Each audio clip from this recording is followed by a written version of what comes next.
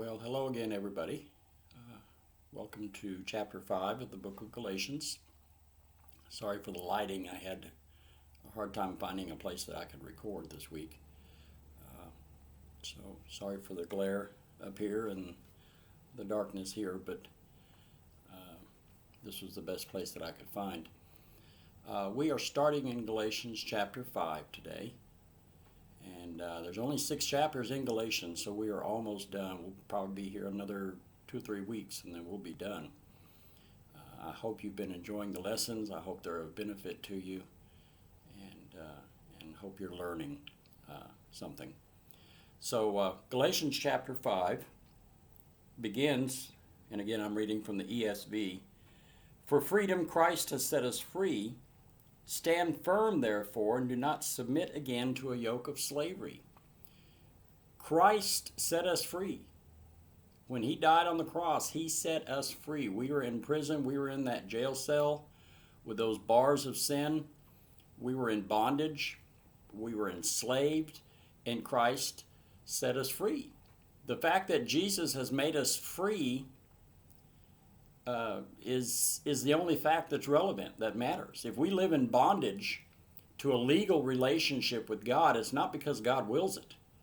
God pleads with us to take his strength and walk in that freedom and not to be entangled again with a yoke of bondage. Again, with the apple pie illustration that I used before. If you were eating apple pie before and then somebody turns you on to apple pie a la mode, why would you ever go back to just regular apple pie when you can have it with ice cream? And that's where the Paul's amazement came from, is he just didn't understand how they could be free and then just willingly go back into bondage. Notice that he says Christ made us free. We didn't make ourselves free. Freedom is a gift of Jesus. It's given to us and received by faith. And when we struggle to free ourselves, we just get more entangled again with this yoke of bondage. And notice Paul says, stand firm, therefore. He's saying, stand, and when you've done all you can do to stand, stand.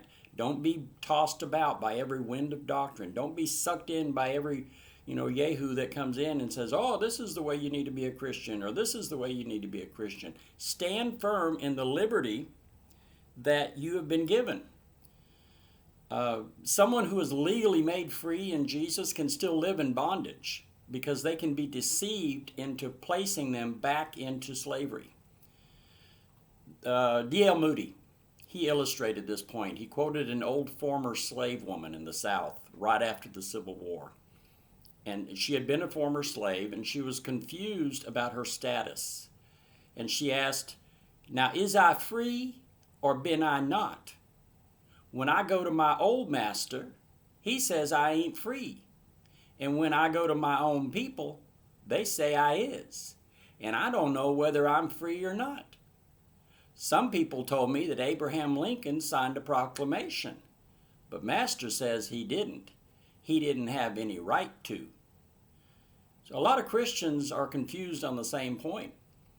Jesus Christ has given them an emancipation proclamation, but their old master tells them they're still slaves to a legal relationship with God, and they live in bondage because the old master has deceived them. This phrase, yoke of bondage, reminds us of what Peter said in Acts 15:10 about those who would bring the Gentiles under the law. He said, now therefore, why do you test God by putting a yoke on the neck of the disciples, which neither our fathers nor we were able to bear? The Jews themselves weren't able to justify themselves before God by the law, so why are they making the Gentiles do it? So Paul is emphasizing freedom here, and actually all through the book, but here in chapter 5 and chapter 6, he starts talking about freedom more and more and more because he's trying to get this through to the Galatians. So in verse 2 he says, look, I, Paul, say to you that if you accept circumcision, Christ will be of no advantage to you. In verse 3 he says, I testify again to every man who accepts circumcision that he is obligated to keep the whole law. You are severed from Christ, you who would be justified by the law, you have fallen away from grace. When we embrace the law as our rule of walking with God, we have to let go of Jesus. He's no longer our righteousness. We're attempting to earn our righteousness ourselves. So for the Galatians, in this context, to receive circumcision, which is the ritual that testified that a Gentile was coming under the law, to receive circumcision meant that he no longer trusted in Jesus as his righteousness, but he was trusting in himself instead. So Paul said, Christ is of no advantage to you. He will profit you nothing. The legalists wanted the Galatians to think that they could have both Jesus and a law relationship with God. Paul says, no, that's not an option. The system of grace and the system of law are incompatible. They're like oil and water. They don't mix. Calvin said, whoever wants to have a half Christ loses the whole. Circumcision is the seal of the law. So anybody who willingly and deliberately undergoes circumcision enters upon a compact or a contract to fulfill the law. So think about this. Jesus dying on the cross, pouring out his blood, his life, his soul, his agony, his love for us, and it doesn't help us anything. It doesn't help us at all. It profits us nothing. It's of no advantage to us. This point was so important to Paul that, he started this. He said, look, I, Paul, say this to you. He's remembering his former training as a lawyer. He's deadly serious here. Luther said, tongue cannot express nor heart conceive what a terrible thing it is to make Christ worthless. So he goes on, he says, every man who accepts circumcision is obligated to keep the whole law. Again, the legalists among the Galatians wanted them to think that they could observe some aspects of the law without coming under the entire law.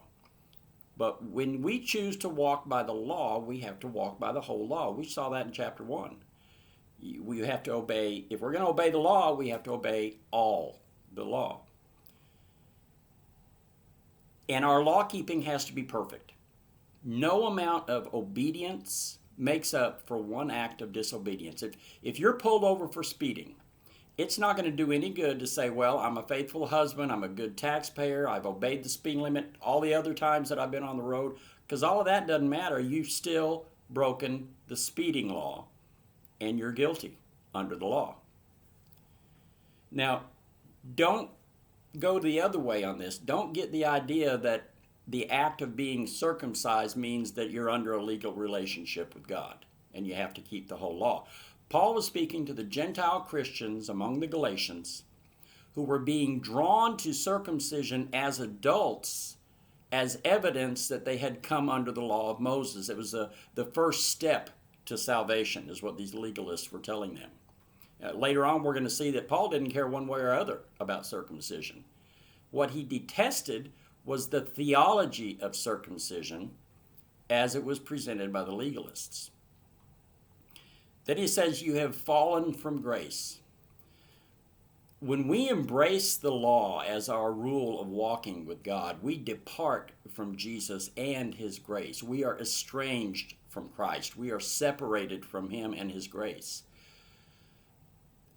Falling from grace is a real danger, but a lot of people misunderstand it. Most people think of falling away in terms of immoral conduct, but we're not saved by our conduct, but we are saved by our continued reliance by faith on God's grace. Someone can fall from grace and be damned without ever falling into immoral conduct. Literally, Paul wrote here, you have fallen out of grace. The ESV says you have fallen away from grace. It's not the same thing as you have fallen from grace. It means you just kind of slipped away. You can still be under grace, but you slipped away from what it means. So he says in verse 5, he says, "For through the Spirit, by faith, we ourselves eagerly wait for the hope of righteousness. For in Christ Jesus neither circumcision nor uncircumcision counts for anything, but only faith working through love."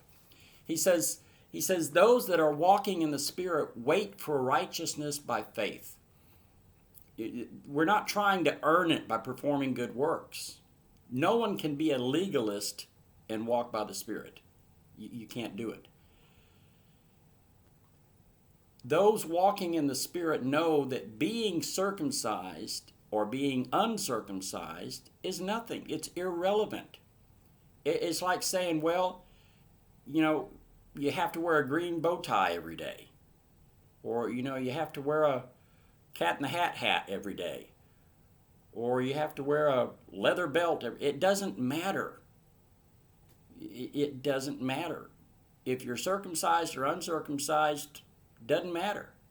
What matters is faith working through love. Again, we've been touching on this for several months now about how faith is always followed by action. If I walk into a room and I see a chair and I think that chair is going to hold my weight, I have faith in that chair, I'm going to go sit in that chair. If I say that chair, I think I have faith that chair is going to hold my weight, but I go sit on a different chair or I go sit on the sofa, then that faith was not real. It was nothing. It was just a word that I tossed around. Faith has to be followed by action, but that action has to be clothed in love. Anything we do by faith has to be done through love.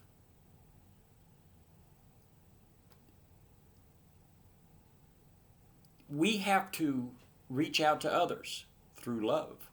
We have to minister to others through love. We have to put our wants and needs aside in favor of somebody else's wants and needs through love. That's what matters. If you have faith, that's great, but it has to be faith working through love. If it doesn't work, it's not real faith. If it doesn't work through love, it's not real faith. The love alone isn't enough. The faith alone isn't enough. Your love has to have faith or an abiding trust in Jesus and what he did for us. That's what we cling to. We don't cling to the law, we cling to what Christ did for us. Herod had faith that John the Baptist was a true prophet, but there was no faith working through love. So he had John the Baptist beheaded. Real faith, saving faith, will work through love.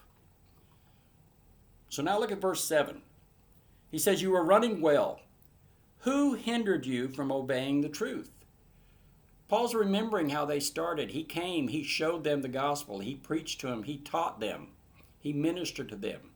They were doing well. They were running down that road and they were doing great. But he knows it's not enough just to start well, because they're still in danger of falling away from grace.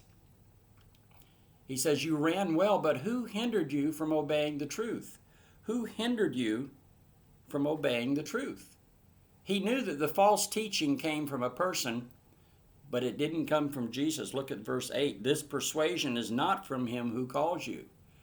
God is not the author of confusion." He said, Jesus didn't do this. God didn't do this. This came from somebody else among you. So at the end of it all, the Galatians were leaving Jesus to pursue the false and empty teachings of man. In this case, it was legalism. Could be anything. When we fall away from Jesus, when we turn our backs on Jesus to go, join a way of worship that's not in line with the gospel, we're falling away from Jesus. We're turning our back on him. This word hindered, it's a military word. It means to break up a road, to render it impassable. So the Galatians were doing well until someone broke up the road that they were running on.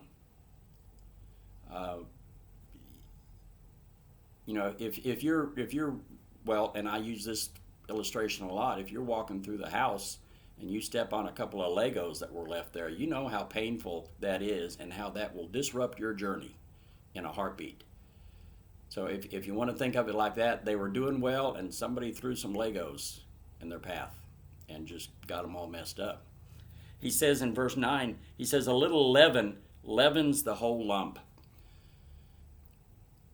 Leaven for the Jews almost always signified some sort of evil influence. So Paul is saying that the legalistic commitment that they have right now may be small right now, but it's so dangerous it could corrupt everything. It could undermine the whole church. It could undermine everything that he did.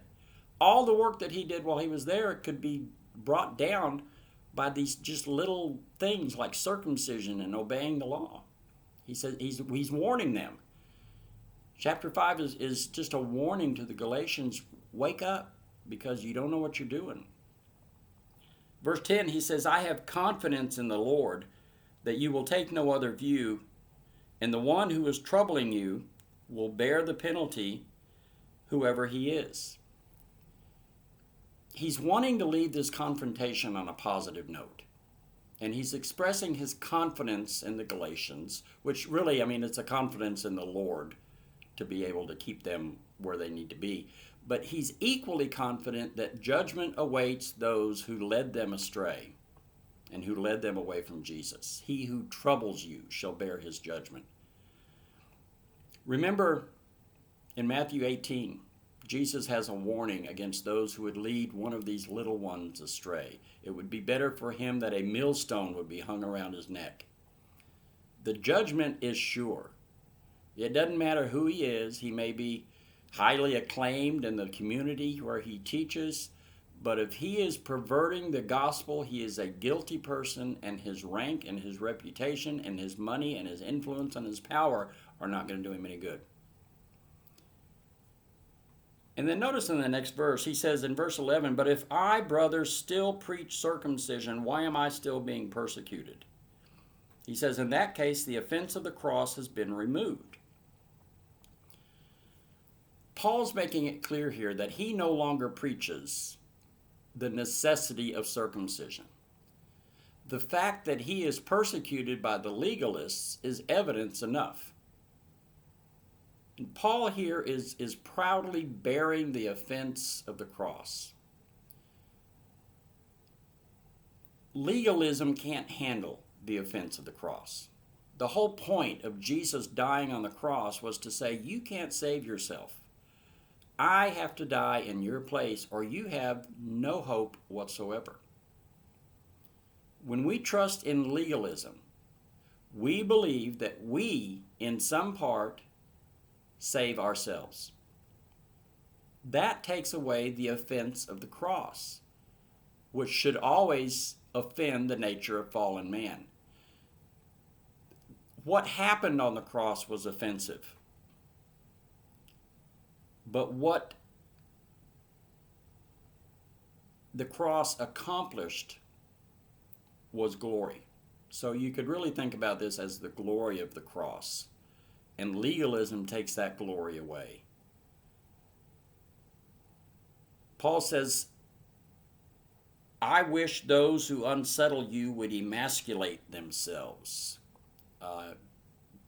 Other versions say, I wish that they would even cut themselves off. Paul is being very graphic here, and he's being very emphatic. And he's saying, I wish those people who are preaching circumcision wouldn't just stop at circumcision. I wish they'd just cut it all off. Castration was a common practice in the ancient world. It was frequently practiced by pagan priests. But Paul's saying, look, if cutting is going to make you righteous, go all the way. Cut it all off. Paul he's worked up about this. He's passionate about this. He's zealous for this. These are his kids. He taught them. He saw them grow in the grace of Christ and in the gospel. and somebody's coming in and messing with his kids. And he's just like any parent. When somebody messes with your kids, you're going to jump in and you're going to say, wait a minute, hold on, buddy. These are my kids. You don't deal with them. I do. Verse 13, he says, for you were called to freedom. Only do not use your freedom as an opportunity for the flesh, but through love serve one another. Again, he's talking about this faith working through love. He says you've been called to freedom. Some translations say you've been called to liberty. He's made this point over and over again. The Christian life is a life of liberty, a life of freedom. Jesus came to set the captives free, not to keep them in bondage or put them back in bondage all over again. Christians are often seen as people who have more hang-ups and are more in more bondage than anybody else. That's not why Christ came. But he says, don't use your freedom, don't use your liberty as an opportunity for the flesh. The idea here is that people would just go out and sin and do whatever they please, and then at the end of the day, cry out to God and say, oh, God, I'm sorry, please forgive me. And then next day they go out and they do it all over again. Paul recognizes the danger of this attitude, so he's warning against it here. He says that they've been called to liberty or freedom. They've been made free by Christ. They're called to stand fast in this liberty. They've been set free. The question is, how are you going to use this liberty? How are you going to use this freedom? This word opportunity was also a military word, and it referred to a base of operations. If people live like this, if they go out and sin and do whatever they please and then come back and say, okay, I'm covered by the blood of Christ, and, Lord, please forgive me, and then they go out and do it again, they're using Jesus as a base of operations for selfish sin. That's not what God intended. That's not why Christ died, so that we could just go out and do whatever the heck we want. We can't use him as a base of operations, go back in, take a shower, wash the sins of the day away, and then go back out and roll in the mud again. He says, through love, serve one another. Verse 14, for the whole law is fulfilled in one word, you shall love your neighbor as yourself. This is the attitude of service towards one another that Jesus wants us to have. It fulfills the great commandment. Love the Lord God with all your heart, mind, soul, and strength, and love your neighbor as yourself. This is the whole law. We don't have to be taught how to love ourselves. We love ourselves very well. It's evident when we have an argument with our spouse, or we have an argument with a coworker or a friend. We're always seeking to make sure that we get our way. The hard part is loving somebody else as much as we love ourselves. Paul's addressing the legalists here. Look, you want to live by the law? Love your neighbor as yourself. They didn't. They didn't. So he's pointing his finger at the legalists, these Judaizers, and he's saying, look, if you want to fulfill the law, that's fine. Love your neighbor as yourself. If you can't do it, why are you making the Galatians do it? If you want to know how you ought to love your neighbor, ask yourself how much you love yourself. If you got into trouble or you got into danger, you would be more than happy to have everybody come around and help you. You don't need a book of instructions to teach you how to love your neighbor. All you have to do is look into your own heart, and it'll tell you how to love your neighbor. Look at the last verse of this passage. He says, if you bite and devour one another, watch out that you are not consumed by one another. I love this warning. He says, if you're going to live your life by spreading lies about somebody, if you're going to live your life by spreading rumors, by slandering somebody, by stabbing people in the back, watch out, because somebody's going to do that to you. He says, if you bite and devour one another, watch out that you are not consumed by one another. The loveless life is a life lived on the level of animals, with a concern only for oneself, no matter what the cost is to other people. We have to live our life as a life of faith, working through love. We have to love one another. We have to stand fast in the liberty that Christ has given us so that we can do that. And in the next passage, he's going to talk about walking in the Spirit. And we have to do that if we're going to fulfill what Christ envisioned for us when he died on the cross. Christ just didn't die so that we had a free, get out of jail free card. We could go out and do what we want and come back and say, hey, got a card here. I'm forgiven. Go to bed, get up the next morning, and go do what we want again. No, that's not, that wasn't the plan. People get confused about that. We have to live our life outward. Beginning of every new year here lately, Brian has been preaching about, upward and inward and outward. We have to get our relationship with God right. We have to get ourselves right. And then we have to go outward to other people and love other people and minister to other people. That's why we are here. If you are drawing a breath, God has a job for you. And I will almost guarantee you that job in some way ministers to somebody else. God doesn't give anybody a job to glorify themselves. God gives us jobs so that we can glorify him by helping others, by ministering to others. That's all I've got for this week. We're going to start in verse 16 next week. Don't forget, we're doing church live in person. If you need to stay home, stay home. You can see us on Facebook Live. We're going to do open the whole church on June the 7th, first Sunday in June. So that'll be Sunday school at 10 o'clock in the fellowship hall, just like we used to do. If you need to stay home, that's fine. We're going to social distance in the Sunday school, just like we do in church right now. But if you want to come, we'll be here. Videos will still be posted. I'm going to record the videos and put them up on Saturday or Sunday morning. So if you can't come, you're going to get the same lesson pretty much that you would get if you came in person. Prayer requests, if you need help, if you need prayers, let me know, let Brian know, let somebody know so we can get it out so everybody can start praying. We've had a couple of answers to prayers this week.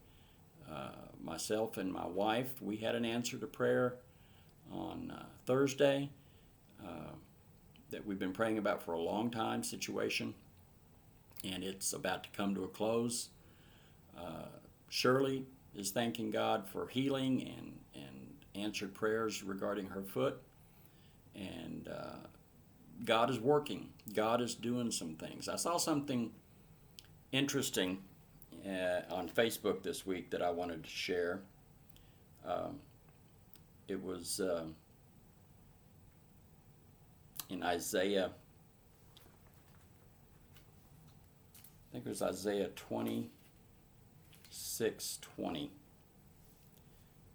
Let me find it here real quick. Yes, somebody posted on Facebook that the quarantine started March 26th of 2020. And then he referred people to Isaiah 26, verse 20. And it says, "Come, my people, enter your chambers and shut your doors behind you. Hide yourselves for a little while until the fury has passed by." And I thought that was kind of interesting. And I'm not completely sure that this COVID-19 thing is a judgment from God. But I thought it was interesting that verse kind of describes what we're doing here. And maybe it's not until the fury has passed by, but maybe until maybe till the stupidity has passed by. I don't know. People getting all up in arms about not wearing a mask or wearing a mask, and everybody saw the video of the guy in Costco, and they took his buggy away because he wasn't wearing a mask, and he had a viral fit. And if everybody would just get a little bit of sense in their head and just act responsibly, we could probably get through this thing a whole lot quicker. But again, if you have any problems, if you have any needs, if you have any prayer requests, let somebody know. If nobody knows, nobody can help. And it's not, you're not being a burden, you're not bothering people, you're not, getting in our way or anything. We want to know. We want to know if you need help with something. And if I can't help, maybe Brian can. If Brian can't help, maybe Roger or Wayman or Chico or somebody else could help. Maybe one of the ladies could help. If you need a ride to the doctor or something, just let us know so that we can do this, because that's why God put us here, is to help one another. We're to minister to those outside the church, but we are to minister more to those inside the church. So if you're part of the church, we want to minister to you. We are waiting to help you in whatever you need. April's having surgery on her ears on Tuesday. She's been waiting for that for a long time. So pray for her, pray for the doctors, pray that everything goes well and that she can hear. And now we got to watch out what we say around her, because she'll be able to hear us now. Again, just stay in your Bible. Keep memorizing verses.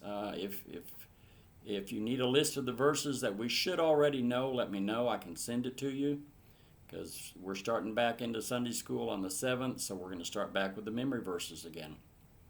So if you're memorizing verses, you need to know the ones we've already learned, and then we need to move forward with the ones that we're going to continue to learn. Anyway, that's all I got. Thank you, everybody, for watching. Make sure you subscribe, hit the little bell icon so you can get notified when the new videos go up. And if you like it, send me a comment. If you don't like it, I'd rather not know.